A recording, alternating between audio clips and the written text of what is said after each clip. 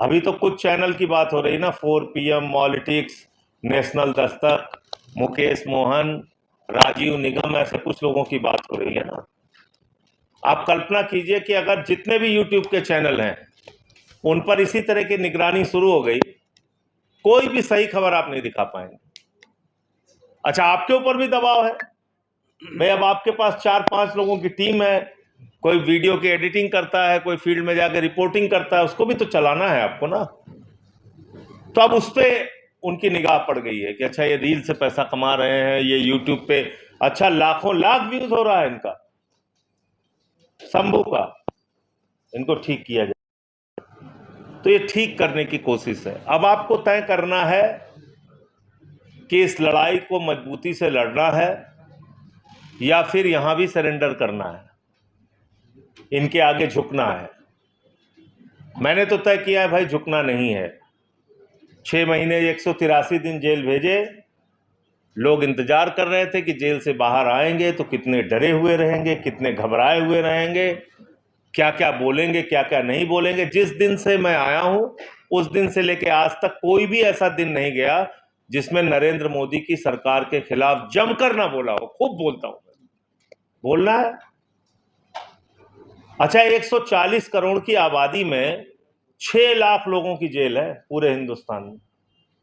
6 लाख लोगों की, भरो जेल, डालो सबको।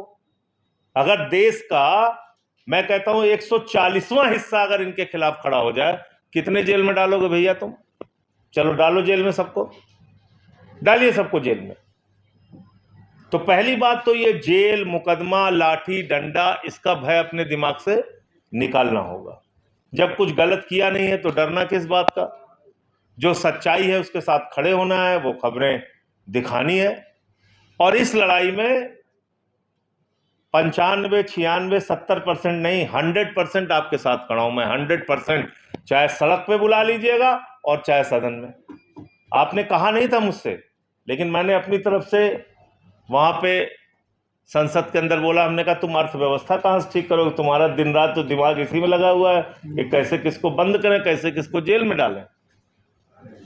एक बात बिल्कुल आप साफ जान लीजिए, एक ही ये माध्यम बच। अब जैसे हम लोग हैं, हम किसी टीवी चैनल पे जाना ही पसंद नहीं करते, कोई बुलाए ना बुलाए, हम लोग अपनी किसी भी यूट्यूब चैनल को अपना इंटरव्यू दे दिए, लोगों तक बात पहुंच जाती है, या अपने फेसबुक पे वीडियो डाल दिए पहुंच जाती है, ट्विटर पे डाल दिए पहुंच जाती है, कोई जरूरत नहीं है। अब वो समझ रहे हैं इस बात को कि भाई ये तो सारे गोदी मीडिया को हम लोगों ने बहिष्कार करवा दिया इनका, कि भाई इनको कोई नहीं दिखाएगा, तब भी ये लोग चल रहे हैं। तो बात यहां पर है, आपकी ताकत बहुत बढ़ गई है, और ताकत इतनी ज्यादा हो गई है कि आप ही हैं जो ये दिखाते हैं कि बुंदेलखंड में जल जीवन मिशन के नाम पे कितना भ्रष्टाचार हुआ है। आप ही ये दिखाते हैं जो पानी की टंकी बनी नहीं, और पानी की टंकी उद्घाटन से पहले टूट गई, या 4 साल से बनी नहीं और पैसा निकाल लिया गया, या सड़कें कहाँ गांव में कहाँ भ्रष्टाचार है, या मोमबत्ती में ऑपरेशन कहाँ हो रहा है, या अस्पताल में कुत्ता कहाँ बैठा हुआ है, या मिड डे मील में नमक रोटी कहाँ खिलाई जा रही है, या कितने सरकारी स्कूल बंद हुए, कितने की छत गिर गई। कहीं ये खबर आप किसी मेन स्ट्रीम मीडिया में देखते हैं? ये सिर्फ और सिर्फ यूट्यूब चैनल वाले दिखा रहे हैं, आप लोग दिखा रहे हैं। ये ताकत सरकार समझने लगी है। तो इस ताकत को अगर बचा के रखना है तो फिर जिंदा दिली से इनसे लड़ना होगा।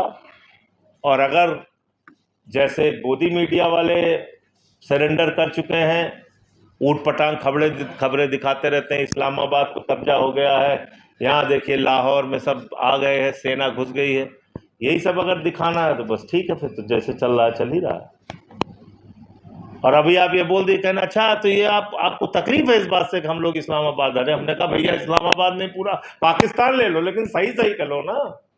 आप हमारे सेना के लोगों का जान थोड़ी संकट में डाल सकते हो। वो अपना तैयारी किए हुए बॉर्डर, तुम उनको बता रहे हो इस्लामाबाद। तो कुल मिलाकर ये जो इस प्रकार से एक, और सूचनाओं का इतना जबरदस्त आतंक है कि आप कल्पना नहीं कर सकते, इतना जबरदस्त आतंक है इनका। जो व्हाट्सएप का विश्वविद्यालय चलता है वो कौन काउंटर कर रहा है? आप ही लोग काउंटर कर रहे हैं।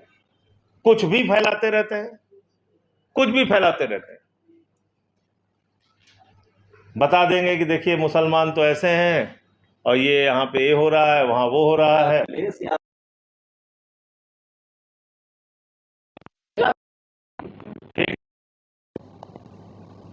हम जिस चैनल पे जाते हैं तो अंतिम कहते हैं अच्छा तो ये जो आपके खिलाफ चलाते हैं ये लोग खबर की टिकट आप ब्लैक करते थे।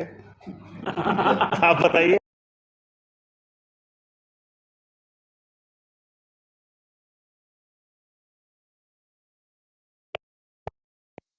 पूरे झूठ।